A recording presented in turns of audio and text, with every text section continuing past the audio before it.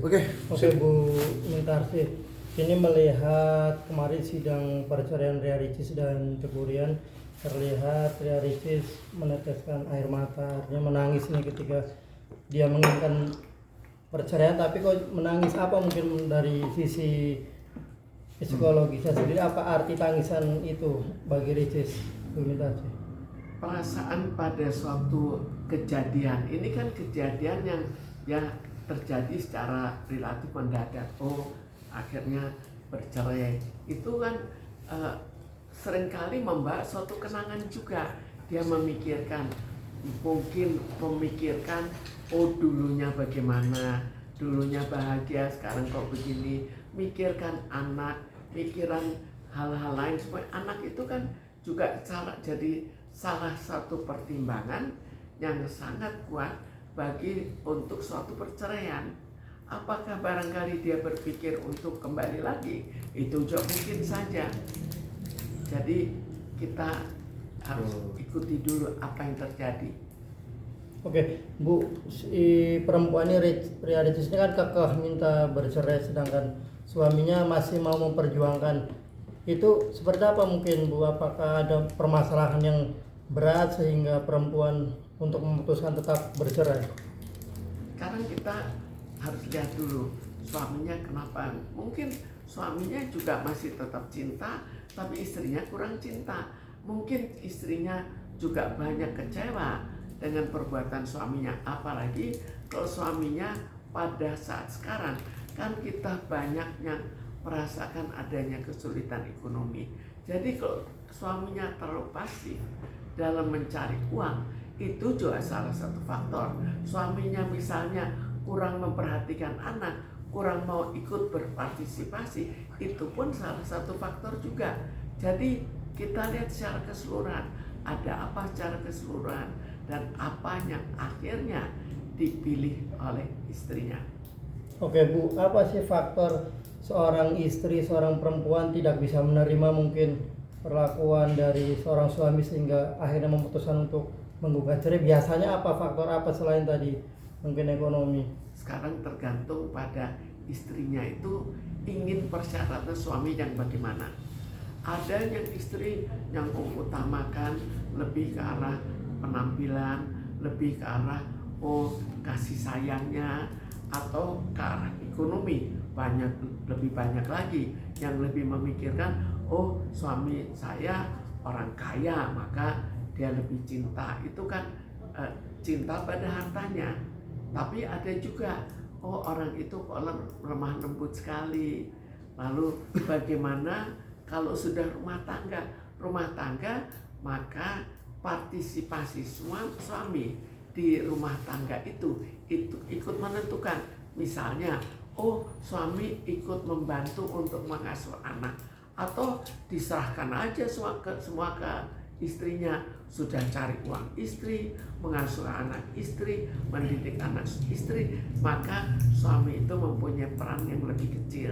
Tapi suami itu banyak membantu di rumah, maka jelas istri itu juga berpikir, walaupun mungkin penghasilannya tidak besar, tapi tetap banyak kegunaannya. Bu, masih soal arti tangisan, Bu ya. Mungkin nggak setelah beberapa lama nggak ketemu, saat bertemu di persidangan itu yang membuat seorang Ria Ricis dulu tuh menyesal mungkin ya, udah aku udah ingin menceraikan suami gue, seperti itu gak? Mungkin banyak kemungkinan. Jadi mungkin saja sebetulnya akhirnya setelah banyak bertemu atau lama tidak bertemu, maka dia luluh dan melihat suaminya itu juga penampilannya dengan penuh kasih sayang, maka dia juga kembali lagi memikirkan apakah akan tetap mempertahankan pernikahan ini atau lebih baik cerai.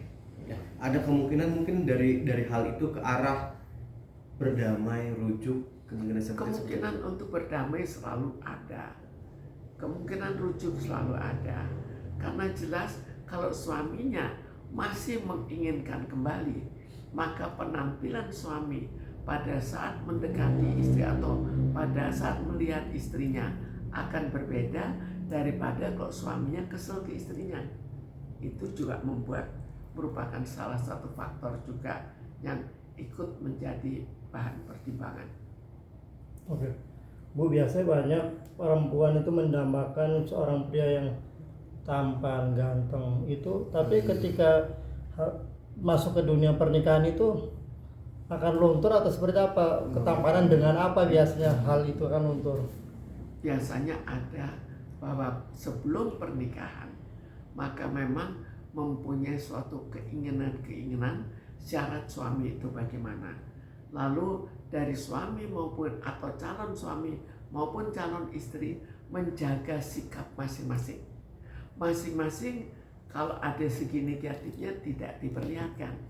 Tapi kalau setelah itu menikah, maka dia tidak lagi bisa menutupi kejelekan masing-masing. Maka keadaan sebenarnya akan lebih muncul. Jika keadaan sebenarnya lebih muncul, maka di situ baru muncul sifat sebenarnya, apakah sifat itu diinginkan atau tidak. Tapi selain itu nanti ada lagi masalah keluarga, apakah suami istri itu cocok dengan keluarga. Misalnya suaminya cocok dengan keluarga istri, istri cocok dengan keluarga suami, itu akan ikut menentukan lagi. Belum lagi sikapnya terhadap anak, ikut mengasuh anak, nggak peduli terhadap anak, ikut memperhatikan anak, ikut memegang beban rumah tangga.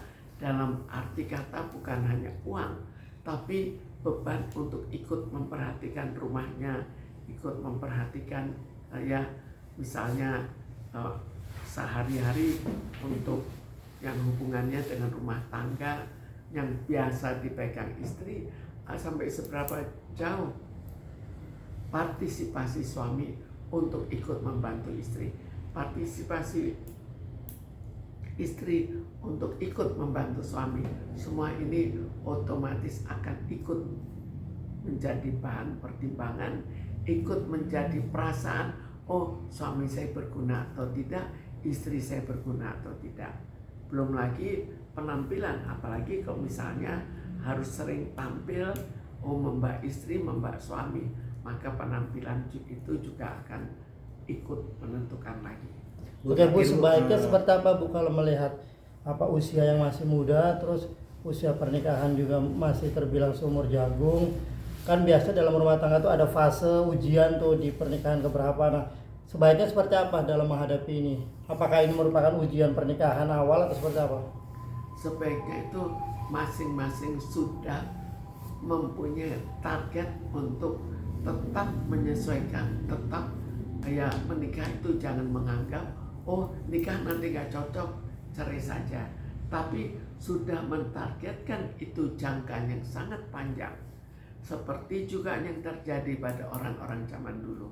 Dan dalam targetnya itu harus saling mentolerir kekurangan masing-masing. Jangan kok suaminya kurang ini, istrinya kurang ini. Jadi akhirnya yang dilihat adalah perbedaannya. Tapi coba lihat kita, kalau ada sesuatu yang berbeda, kalau ada sesuatu yang tidak disenangi, mentolerir kekurangan yang ada pada suami maupun istri. Oke, Bun, terakhir dari saya, kira-kira faktor apa yang memungkinkan mereka untuk rujuk? Faktor apa? Nah, sekarang faktornya kan banyak, bisa dalam suami istri, bisa juga dengan anak-anak, itu banyak sekali berperan dalam masalah kerujukan suami atau istri. Karena bagaimanapun juga tetap dianggap bahwa orang tua yang bukan orang tua kandungnya akan berbeda daripada orang tua kandungnya.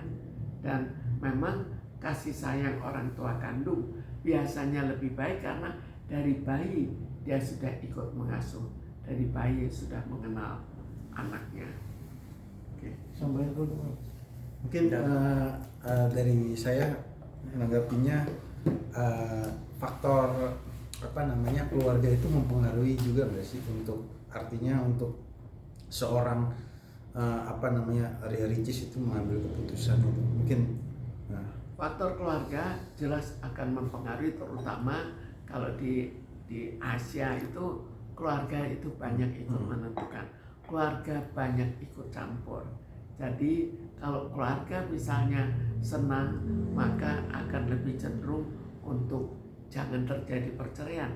Tapi terkadang keluarga itu justru menghasut karena kok istri kamu begini, kok suami kamu begini. Itu tetap akan ikut menjadi perasaan bagi suami atau istrinya, dan akan ikut mempercepat atau perlambat perceraian atau tidak bercerai atau justru bercerai. Oke, sip. Oke, makasih Bu. Udah 10 menit. Jadi emang kalau menurut saya sih